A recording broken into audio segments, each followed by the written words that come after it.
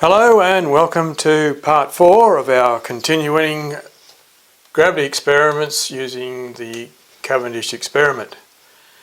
Today's video will be concentrating mostly on the suspension cable. Now, as you know, our suspension cable, we have achieved the highest possible zero friction in the rotation using our optical cable, which is possible to achieve. Now I'll just insert that a JPEG shot of that cable, that optical cable I'm using. It's 0.9 of a millimetre, including the outer sheath. However, the inner optical glass fibre is probably 0.1 of a millimetre.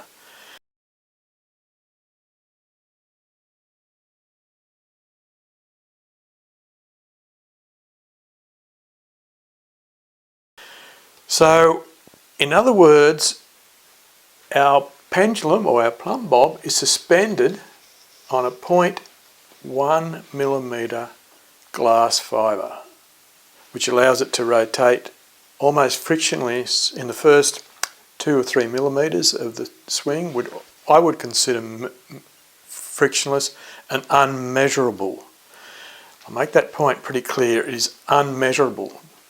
I don't think there's any way I can measure that torque in that first 1 to 2 millimetres of the swing and that small glass fibre.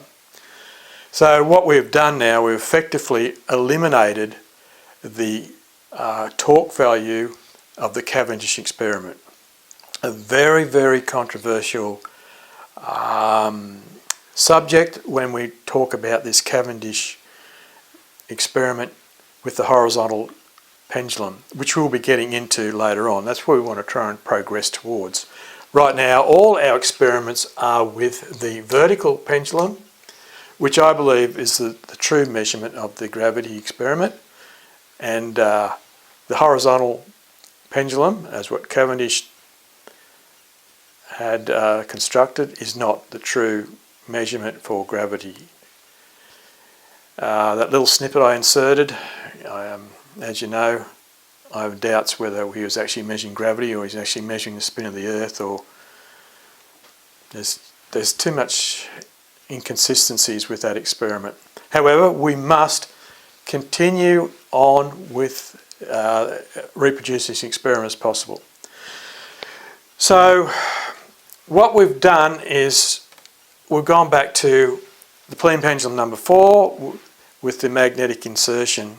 So now what we've done, we'll now put the magnetic insertion into it, and we have now a benchmark to measure our torque, if there's a gravitational, for measuring big G, which will be a magnetic offset. Now I'll show you that as we go through with our experiment. So this is a very, very important experiment. It'll be a bit longer because there's a lot of detail here, and the understanding of where we're going with this Cavendish experiment is very important. I'll also bring up the oscillation. The oscillation is again a controversial subject with the Cavendish experiment.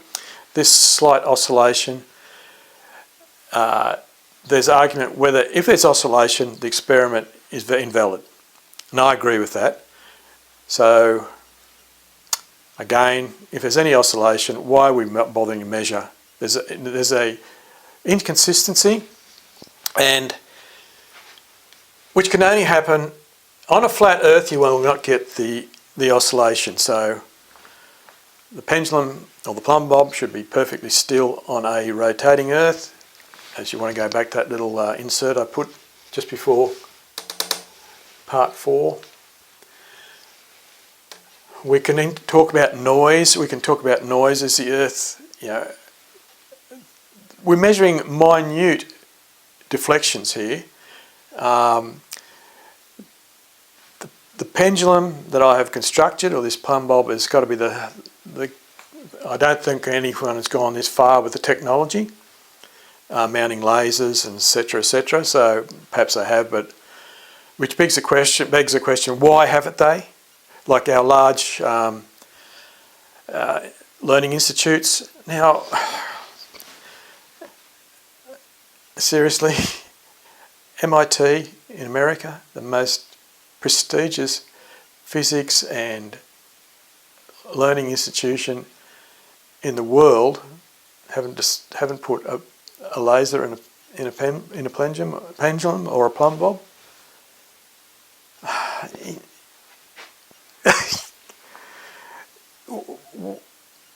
Okay, I'll have to stop because what it gets to me. All right, noise.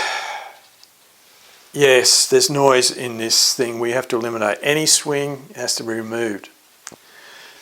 So this gravity experiment, is it faked? I'm almost convinced it is, but we have to prove it. Yeah, the vertical, we're progressing towards a horizontal pendulum, as you would notice, we're familiar with in the Cavendish experiment. So part of this spin-off is, why are we going to so much trouble for this experiment? Why are we revisiting this experiment that's been done so many times at Cavendish? Why are we even looking at it? Well, the big one is, if we want to look at a delta T mirror. Now, you won't have heard of this. This is a frontier of technology beyond anyone's comprehends. What's the delta T mirror? So if we want to make a perfect mirror, we want to go to sub 1 nanometer shadow masks on our photolithography, whatever that word is, for doing chip manufacture. We have to have full understanding of the delta T mirror. That's a $1 billion question. Why hasn't it been answered? We've got 5 nanometer, but we have to go to at least below sub. We have to go less than 1 nanometer to get our chip manufacturing to where it should be. We have to understand the delta T mirror.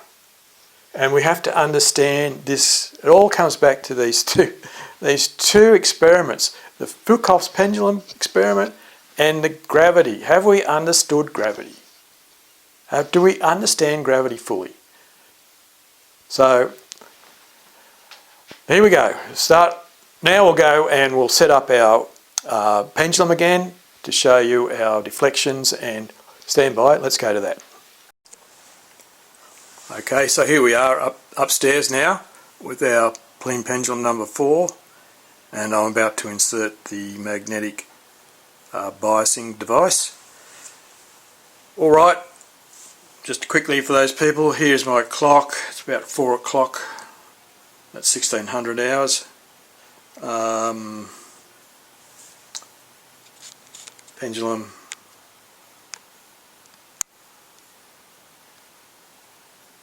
And the two masses either side. So I'll just zoom in on that, and we'll insert that.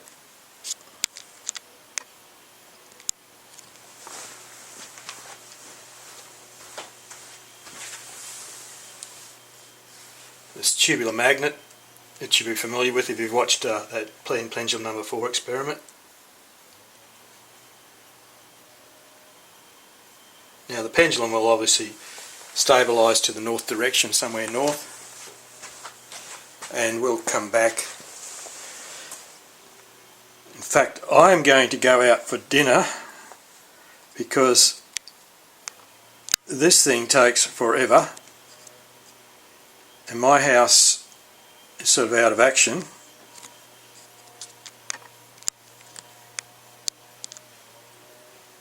During this period.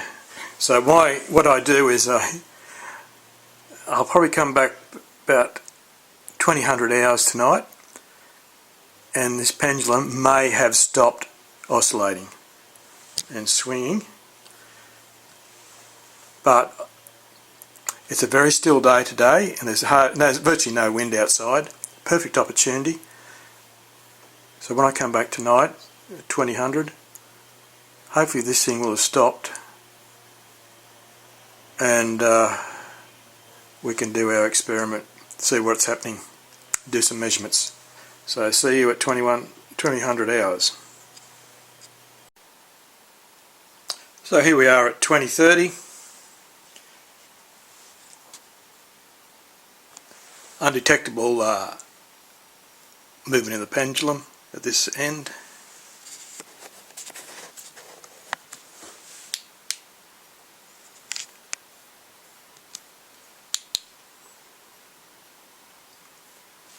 So right now the pendulum is swinging north, or hanging north, and a mirror here is reflecting the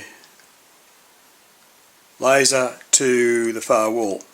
So let's go up to the far wall. So here we are at the far wall.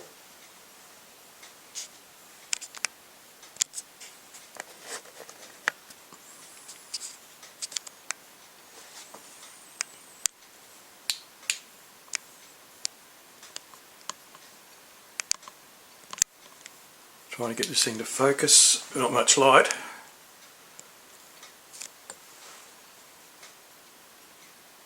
Very little movement on the pendulum.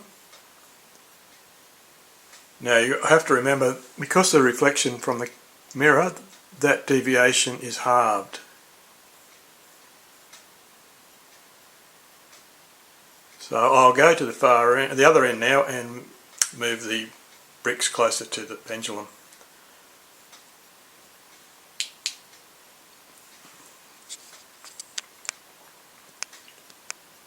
Can't get this thing to...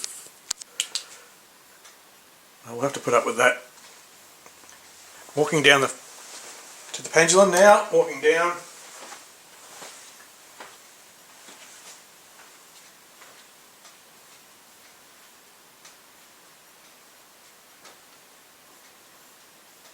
Moving the left hand bricks towards the pendulum.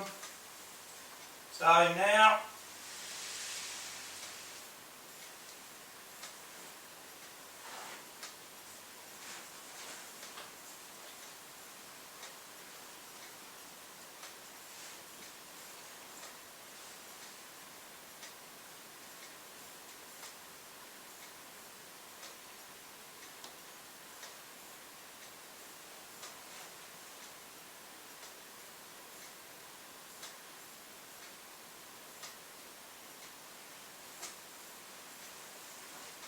The bricks are now 2 millimeters off, 3 millimeters off the pendulum.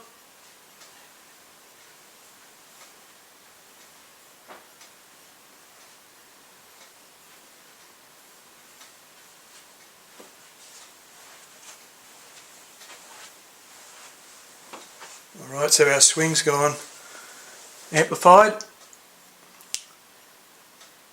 What we'll do now is come back in our standard 15 minutes. So see you in 15 minutes. So here we are, at probably 30 minutes later at 2100. And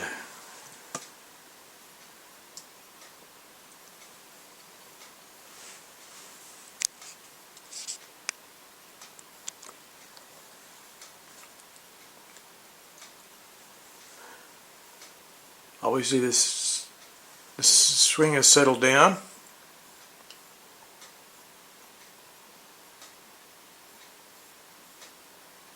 Alright, I'll come back in another hour and see what happens.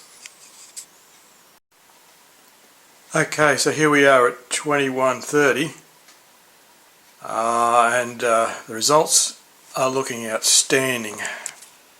We're looking at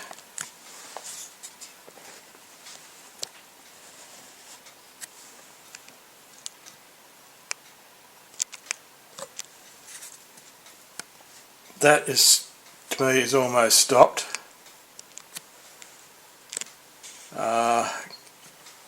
Considering that, halve that again because of the reflection of the mirror.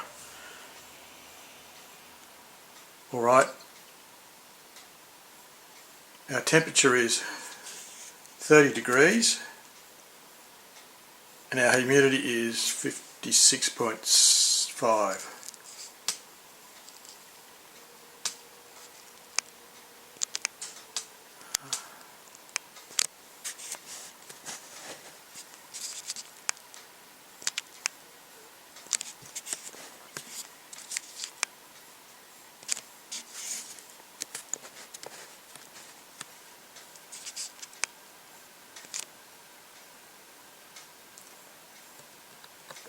Alright, maybe come back in another hour, but that to me is stopped. If you halve that deviation,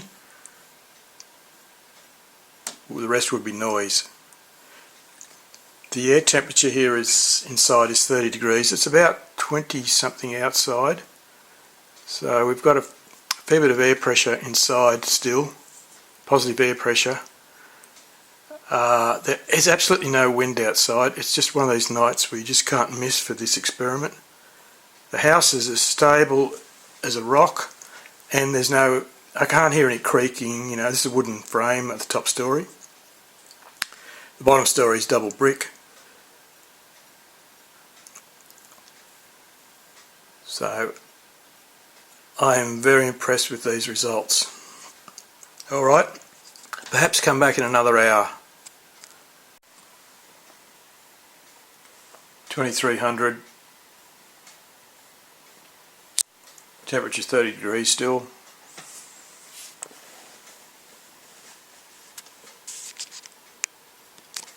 Humidity 76.5.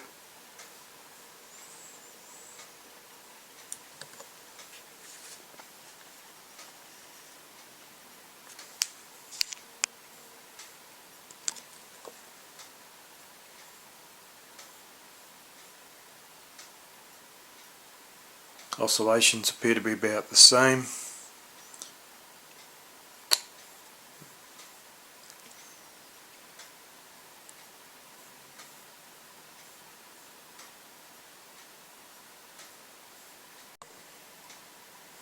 Okay, here we are, 05:30 the next day.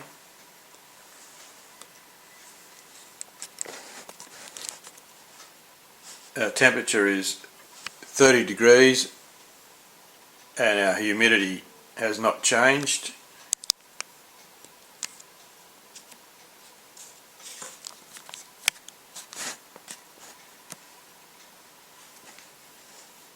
To our 76.5. And our dot has gone crazy.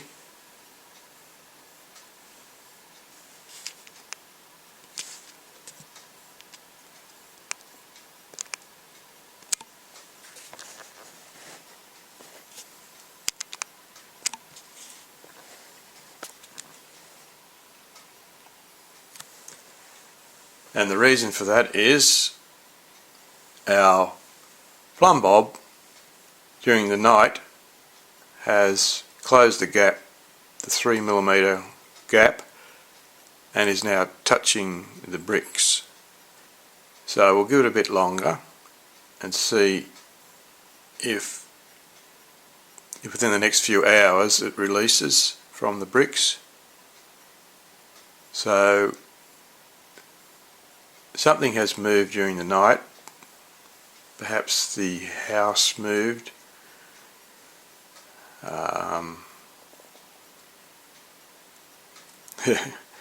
I know you flat earthers will know what happened, but anyway, keeping true to the experiment, we will give it another few hours. The laser should last a few more hours, and you can see why people don't do this experiment. They go and do the horizontal experiment. So all I can do is give it a bit longer. I don't think the house moved that much. It's 20 degrees, humidity's the same, that erratic behaviour now is absolutely due to the bob is touching the bricks. I can't show you that now because I don't want to disturb anything. It's so finicky down that end, I don't want to even walk down there. So to take the camera down there and possibly create an air current. Perfect still night. Absolutely, this experiment could not have wished for a better time, and a better environment. The slanted, the laser now is travelling on a slant.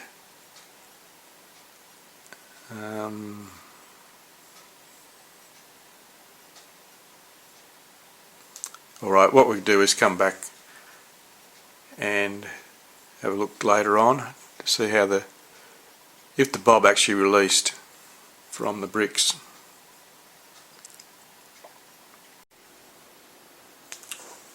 Alright, here we are, 8:15, so 3 hours almost passed. The laser has died.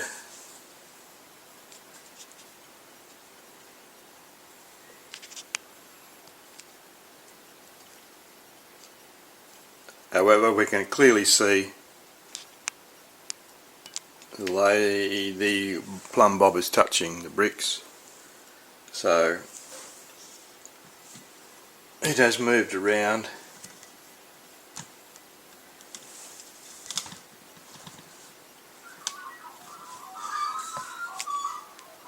Yeah, clearly the top edge of the bob is touching the bricks.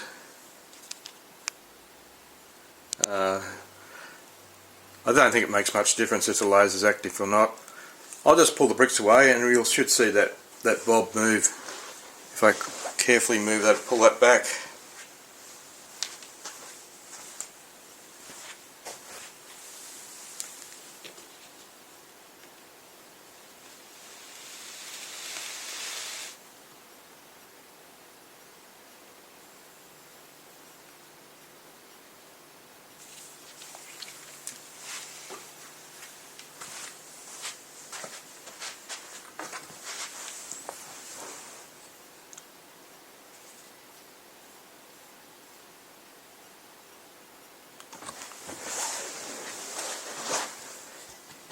Let's see if we can find an edge.